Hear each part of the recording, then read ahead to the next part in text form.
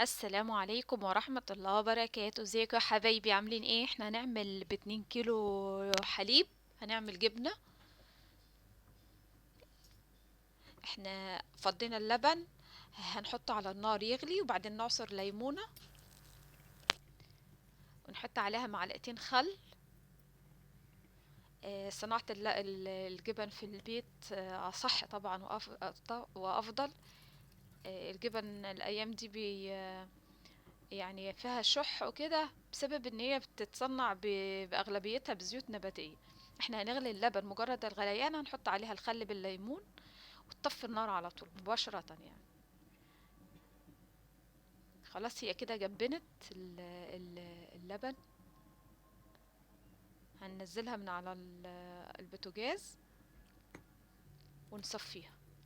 هنحطها في مصفى، حطها في مصفى عندك او حطي فيها شاشه، اي يعني عادي يعني، ما تفرقش. هنصفيها من الشرش بتاعها، نجمع قطع اللبن كده ونحطها في المصفى لغاية ما تتصفى، ونسيبها خالص لغاية ما تصفى من المصل اللبن بتاعها. مصل اللبن ده مفيد جدا، كل المعادن اللي بتبقى في الحليب كلها نزلت في مصل اللبن ده. انت احتفظي بيه في التلاجة. اما انت بتحطي فيها الجبنة تاني للمرة التانية تحفظي بيها الجبنة، او انك تخبزي بيها. لو بتخبزي وتحط بيها كده يعني، تستخدميها في الخبز، او انك تستحفظي بها الجبنة. هناخد نص الجبنة، انا هعمل بها جبن كريمي قابلة للدهن بدون ملح، انا مش هحط عليها ملح. هناخد قطعة جبنة ونحط عليها قطعة زبدة. انت لو عندك جبنة مثلثات، ممكن تحطي قطعة جبنة مثلثات، او قطعتين اذا حسب ما تحبي يعني. انا حطيت قطعة زبدة، وهنضربها بالخلاط علشان تنعم خالص الجبنة، عشان تكون ملمسها ناعم كده زي الجبنة الكريمي كده. جبنة كريمة ممكن تستخدميها في عمل الحلويات، او هي بتبقى شبيهة باللبنة كده. هي طعمها خرافة جدا، ان شاء الله تجربوها وهتعجبكم. ممكن تنكهيها بأي شيء تاني كمان، الجبنة الكريمي دي. انا حطينا عليها معلقتين من مصل اللبن علشان نفكها، علشان نضربها عشان تبقى تكون ايه، ناعمة شوية. خلاص كده احنا خلصنا الجبنة الكريمي. هنحطها في علبة بقى، في الحفظ في التلاجة. نحطها في التلاجة، احفظها في التلاجة. هي صلاحيتها مش يعني لا تتجاوز الأسبوع. انت لما تعملي جبن ما تكتريش اللبن علشان ما يبص منك. خلاص هناخد النص التاني. انا هستخدمه واعمل به، هعمل جبنة بالشطة وجبنة بالفلفل الأخضر. هنحط عليها معلقتين زيت زيتون علشان برضو نضربها عشان تدي الملمس الناعم.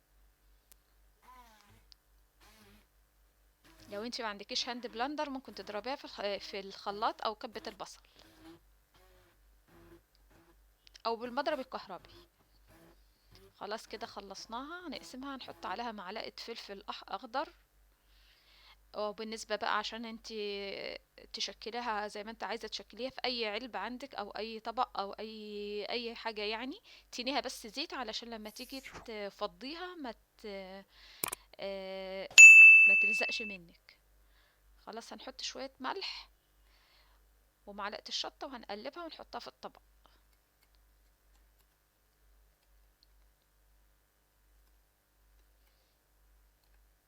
واضغطي عليها كويس علشان ايه تتماسك. حطيها في الطبق واضغطي عليها كويس، وحطيها في التلاجة على ما تتماسك، وبعدين هنطلعها من التلاجة نقلبها.